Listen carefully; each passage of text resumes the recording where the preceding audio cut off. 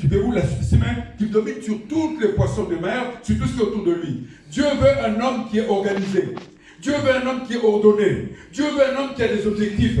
Dieu veut un homme qui ne sort pas seulement pour errer. L'errance n'est pas la vie d'un chrétien.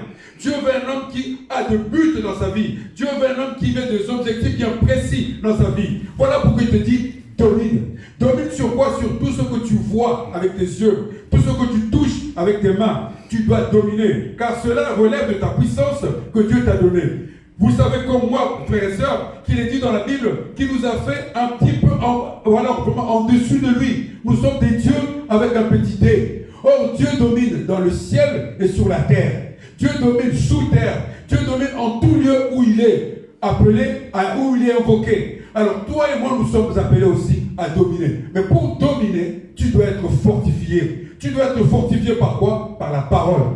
Quand on nous dit aussi de dominer sur le péché, il y a 3 péchés que nous allons voir aujourd'hui, quatre même je dirais, qui nous empêchent justement d'être forts dans ce que nous faisons. Le premier, c'est l'incrédulité, qui est totalement le contraire de la foi. Le deuxième péché que nous avons souvent, que nous caressons même, c'est l'idolâtrie. Alors que Dieu est seul, il n'aime pas avoir des concurrents. Le troisième péché sur lequel nous allons aussi voir, qui nous empêche de dominer, c'est tout simplement la bouche.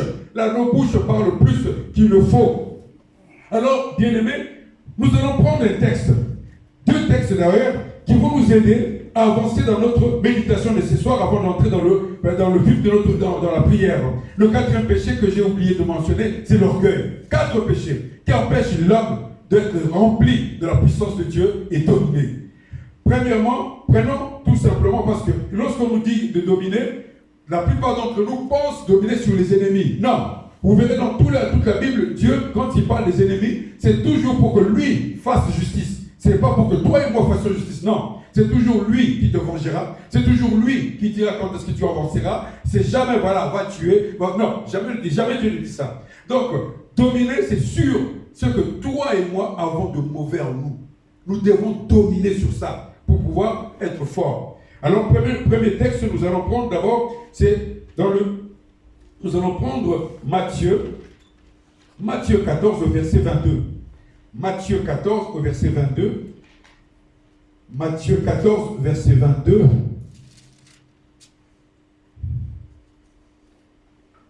Nous sommes ici. Jésus vient de sortir, faire quelque chose d'assez exceptionnel. Je lis la parole. Matthieu 14 verset 22. Je lis la parole. Aussitôt après, il obligea les disciples à monter dans la barque et à passer avec lui de l'autre côté, pendant qu'il renverrait la foule. Passer de l'autre côté. C'est important de savoir que nous ne faisons pas attention à ça non plus. Passer de l'autre côté, c'est que c'est un homme qui évolue. C'est un homme qui veut avancer. C'est un homme qui chaque jour se fixe un objectif bien précis. Aujourd'hui, je vais faire le marché pour acheter ceci. C'est un objectif. Mais la vie où il n'y a que de loisirs, ce n'est pas la vie d'un enfant de Dieu. Il dit, pour leur passer de l'autre côté. Verset 23, quand il eut envoyé, il monta sur la montagne pour prier à l'écart. Et comme le soir était venu, il était allé seul. La barque était déjà au milieu de la mer, était battue par les flots, car le vent était contraire. Verset 25. À la 4e veille de la nuit, Jésus alla vers eux, marchant sur la mer. Quand les disciples le virent marcher sur la mer, ils furent troublés et dirent, c'est un fantôme. Et dans leur frayeur, ils poussèrent des cris. Bien-aimés, voilà Christ qui est avec eux. Voilà Christ qui sort prier. Et quand il revient, tout le monde a peur. Nous avons dit tout à l'heure que nous devons être fortifiés et dominer sur les situations. Là, nous avons quelque chose de vraiment presque banal. Jésus est en train de marcher sur la mer, sur l'eau. Et les hommes, dès qu'ils le voient, ils ont peur. La panique, la peur, c'est quelque chose de quotidien. C'est quelque chose qui n'est pas de Dieu. Et voilà pourquoi nous disons, fortifie-toi. Comment? Pour que tu puisses dominer sur les situations. Cette situation qui était tout à fait, on va dire, normale, parce que c'était Dieu qui était avec eux. C'était Jésus qui parlait devant eux. Mais voilà que ces gens-là ont pris de peur. Et là-dessus, Pierre lui répondit. Jésus les rassure. Pierre lui répondit, Seigneur, si c'est toi, ordonne que j'aille vers toi sur les eaux. Et il dit, viens. Pierre sortit de la barque et marcha sur les eaux pour aller vers Jésus. Donc, nous pouvons faire des choses lorsque nous approchons de Jésus. Nous pouvons faire des choses lorsque nous sommes avec Jésus. Nous pouvons grandir lorsque nous sommes avec Jésus. Mais qu'est-ce qui fait qu'à un moment ou à un autre, tout ce que nous faisions avec Jésus n'arrive pas à se faire? C'est parce que nous sommes pris de peur. La peur nous empêche d'avancer. La peur fait que nous devenons faibles. Parce que Dieu sait que nous sommes faibles. Il a même dit que ceux qui sont faibles, lui, il est là pour pouvoir les fortifier. Dieu sait combien nous sommes faibles. C'est pour ça que quand tu lis le texte qui nous a été donné par le texte, le Jean 16, verset 33, il dit, vous connaîtrez les troubles, mais gardez courage, car lui, moi, Dieu, Jésus, j'ai vaincu le monde. Donc nous devons avoir absolument en nous la conscience que Dieu n'est pas loin de nous. Il est avec nous, il marche avec nous, il est avec nous tous les jours jusqu'à la fin du temps, comme il a dit. Mais là, Jésus était devant lui. Jésus était en train de parler à son peuple. Jésus avançait avec eux. Et pourtant, qu'est-ce qui se passe? Ils ont peur. Pierre a peur. Pierre est pris de peur, de panique. Le même texte aussi, quand nous lisons dans Marc 4, ou à partir du verset 5, ou à partir de Marc 4, à partir du verset 37, c'est le même texte aussi qui nous dit comment est-ce que nous ne pouvons pas faire des grandes choses tant que nous sommes dans la peur. La peur n'est pas de Dieu. La peur, c'est ce qui nous empêche d'être forts. Fortifie-toi et domine, le thème sur lequel le message de ce soir. Et nous sommes toujours dans notre programme de jeûne et prière qui est fortifie-toi et prends courage. Maintenant, nous avons vu là ce qui peut empêcher un homme d'être fort. Mais nous allons encore continuer maintenant. Nous allons voir la deuxième partie qui, à mon sens, à moi, lorsque j'étais en train de méditer ce message, et le plus important, c'est que nous devons dominer sur les péchés. Bien aimé, quand nous lisons dans le livre de Romains, l'apôtre Paul dit, le mal que je ne veux pas faire, c'est ce que je fais. Et le bien que j'aime et que je voudrais faire, je n'arrive pas à le faire. C'est ce qui se passe dans nos cœurs à nous tous les jours. C'est ce qui se passe aussi dans notre vie lorsque la part de notre Christ, la part de Dieu dans nous, le message de Dieu en nous n'est pas fort. Il est, on va dire, en petite quantité. Nous continuons toujours de vivre dans ces combats permanents. Faire des choses que nous n'aimons pas alors que nous voulons faire du bien. Ça, c'est la première chose. Et pour ça, nous allons prendre le texte, je parle beaucoup de textes aujourd'hui, nous allons surtout prendre le premier point, l'incrédulité. Bien aimé, l'incrédulité peut cohabiter avec la foi. L'incrédulité peut cohabiter avec la foi. Comment? Tu peux me poser la question comme ça.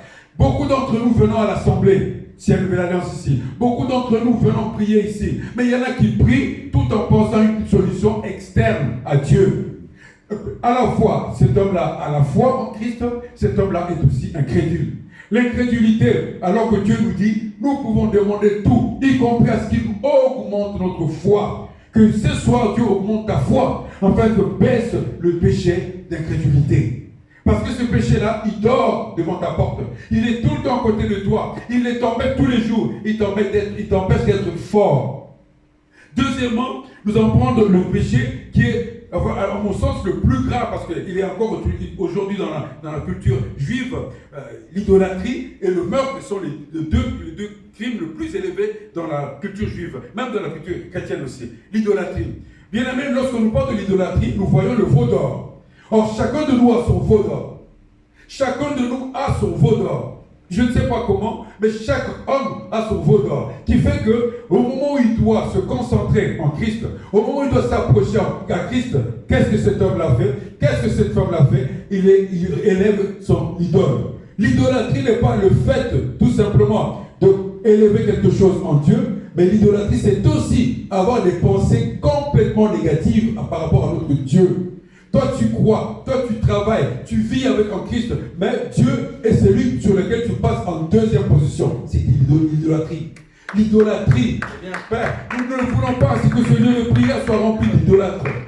Troisième chose, bien aimé, l'orgueil. L'orgueil précède la chute, comme il dit. Il dit que l'orgueil précédera ta chute. Tu ne réussiras pas tant que tu seras orgueilleux. Tu n'avanceras pas tant que tu seras orgueilleux. Pourquoi l'orgueil? L'orgueil, c'est l'homme qui se prend pour Dieu.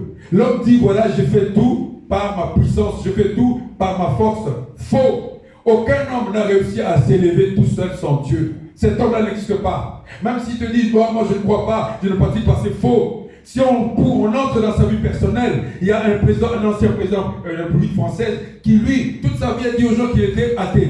Mais ceux qui l'ont connu, ceux qui lui ont dit que le dernier jour de sa vie, il demandait à un prêtre de venir le voir. Donc ça veut dire que tu ne peux rien faire, je ne peux rien faire sans que avec l'orgueil, c'est Dieu qui nous guide. Mais il y a un péché sur lequel nous allons un peu rester longtemps. C'est le péché de la bouche. La bouche fait partie des organes les plus petits que nous avons dans notre corps. Et pourtant, la bouche nous pousse à faire beaucoup de choses qui ne confessent point la seigneurie de notre Dieu. Prenons Nombre 27, juste le verset 18. Nombre 27, le verset 18. Après, on prendra Jean 8, 32. Nombre chapitre 27, juste le verset 18. Amen, peuple de Dieu. Amen. Nombre 27, verset 18.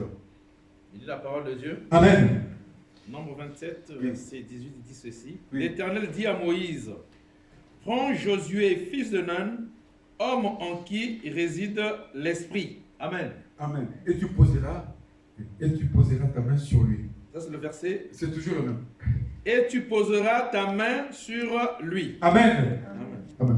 Pourquoi j'ai pris ce texte-là? Pourquoi ce texte-là parle le mieux de notre péché de la bouche?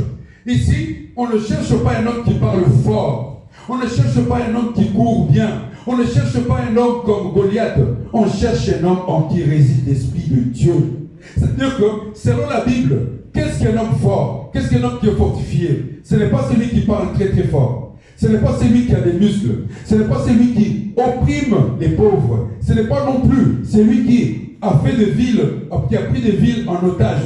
Un homme fort, c'est un homme qui a la maîtrise de soi. Première chose, selon la Bible, l'homme fort, c'est celui qui a la maîtrise de soi. Et deuxièmement, l'homme qui a la maîtrise de soi, c'est un homme en qui réside l'Esprit de Dieu. Quelle est la deuxième position? Un homme qui est fort, selon la Bible, c'est un homme qui est tout simplement capable de construire, capable d'aller au-delà de ce qu'il est lui-même. Donc maintenant, comment est-ce que notre bouche fonctionne?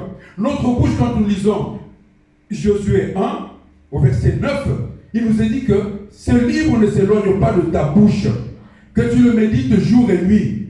Or, qu'est-ce que font nos bouches aujourd'hui, mon frère, ma soeur? Jour et nuit, nous sommes capables de bénir et de maudire avec la même bouche. Nous sommes capables, aujourd'hui, dans ce que nous faisons dans tous les jours, que la même bouche dise de mauvaises choses contre l'autre, alors qu'on nous dit que cette bouche médite quoi? La parole de Dieu jour et nuit. Que ma bouche et ta bouche confessent la grandeur de Dieu. Que ma bouche, ta bouche confesse les bonnes choses pour toi et pour les autres, et non les mauvaises choses. La bouche finit par diviser les gens. La bouche finit par faire que les hommes élevés sont tombés. Nous avons plein d'exemples sur la bouche. Et pourquoi nous insistons sur la bouche? Parce que pour dominer, quand vous lisez le livre dans le livre de Genèse, la vie des enfants de Jacob, nous avons pas les enfants de Jacob, les enfants d'Isaac, nous avons là-dedans, nous avons Ésaü et celui qui deviendra par la suite Israël. Qu'est-ce que l'autre a gagné? Il avait une bouche qui parlait beaucoup. Il était capable de parler plus que l'autre. Il était capable de placer les mots là où il fallait. Et qu'est-ce qu'il lui a fallu? Il a fallu qu'il fasse une confession pour revenir à Christ et devenir Israël. Pourquoi la bouche n'est pas seulement un instrument pour manger tout ça, mais c'est aussi un instrument des discordes. Alors, pour dominer, parce que tu dois être fort pour dominer, apprends à confesser les bonnes choses. Apprends à rentrer dans la repentance, premièrement. La repentance, c'est la première chose.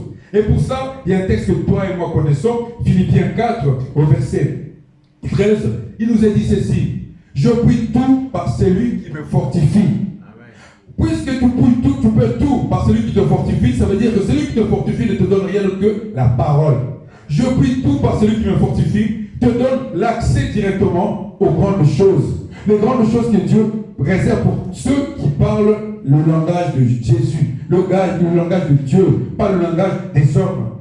Fortifie-toi et domine. Un homme qui est fortifié commence tout simplement à être positif dans son langage. Un homme qui est fortifié change de manière de parler. Un homme qui est fortifié soutient ceux qui sont abattus. L'Esprit de Dieu est sur moi pour annoncer, pas pour écrire, mais pour annoncer les bonnes choses. Voilà ce qui est dit pour la bouche. La bouche ne doit pas être juste un instrument que tu utilises à tort et à travers. Non, ta bouche peut provoquer ta propre ruine au lieu de celle des autres, parce que tu as parlé plus qu'il ne fallait.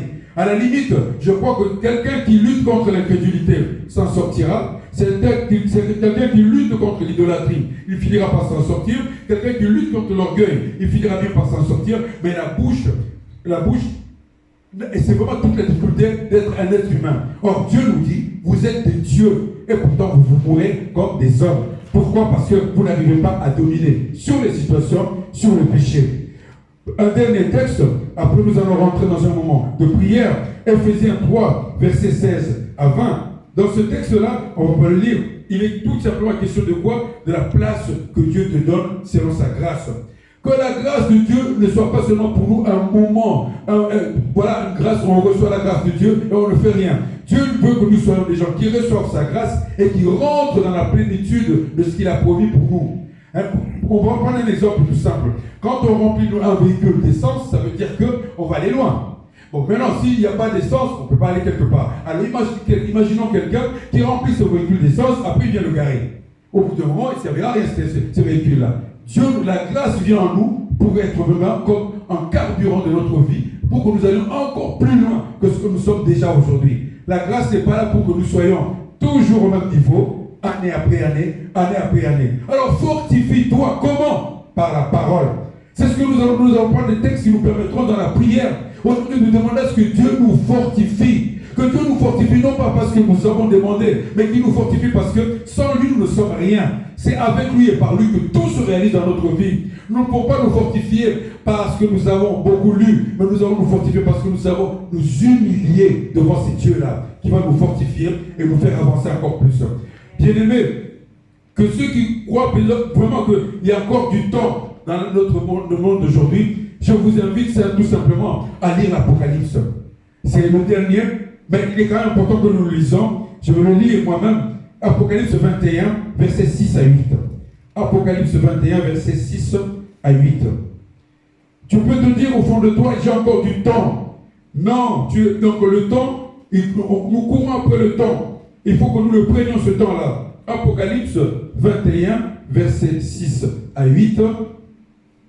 Ma soeur Germaine, tu peux le lire, s'il te plaît. Apocalypse 21, versets 6 à 8. Le 8, tu vas lire juste la première phrase. Je lis au nom de Jésus. Amen. Et il me dit, c'est fait, je suis Alpha et Oméga, le commencement et la fin. À celui qui a soif, je donnerai de la source de l'eau, de vie gratuitement. Celui qui vaincra héritera ces choses. Je serai son Dieu et il sera mon fils. Mais pour les lâches et les incrédules, les abominations, les abominables, les meurtriers, les impudités, les enchanteurs, les idolâtres et tous les menteurs, leur part sera dans les temps ardents de feu et de souffle de celui qui est la source de la seconde mort. Amen. Amen. Ce texte, on va le résumer. Dieu dit ceci. Je suis l'alpha et l'oméga. Je donnerai beaucoup de choses à ceux qui me suivront. Mais les lâches, qui est lâche? C'est lui qui ne se fortifie jamais. C'est lui qui est tout le temps, il avance, après il recule. Il vient, il a tout le temps. Tous les lâches, c'est-à-dire les gens qui ne sont pas forts intérieurement, les gens qui n'essaient même pas d'essayer d'avoir un appui dans leur vie de tous les jours, c'est-à-dire un Dieu qui les fortifie. Ceux-là, avec les idolâtres qu'on a vu tout à l'heure, les menteurs et autres, c'est le feu qui les attend. Alors mon frère, ma soeur, fortifie-toi ce soir, fortifie-toi et domine sur les situations, domine sur les péchés qui dorment à ta porte, car les péchés ne fuiront pas, ils seront toujours devant toi. Dans le nom puissant de Jésus, nous avons ainsi permis de partager ce moment que Dieu a voulu entre toi et moi. Que la gloire de notre Seigneur Jésus-Christ soit manifeste en ce lieu de prière. Amen. Amen.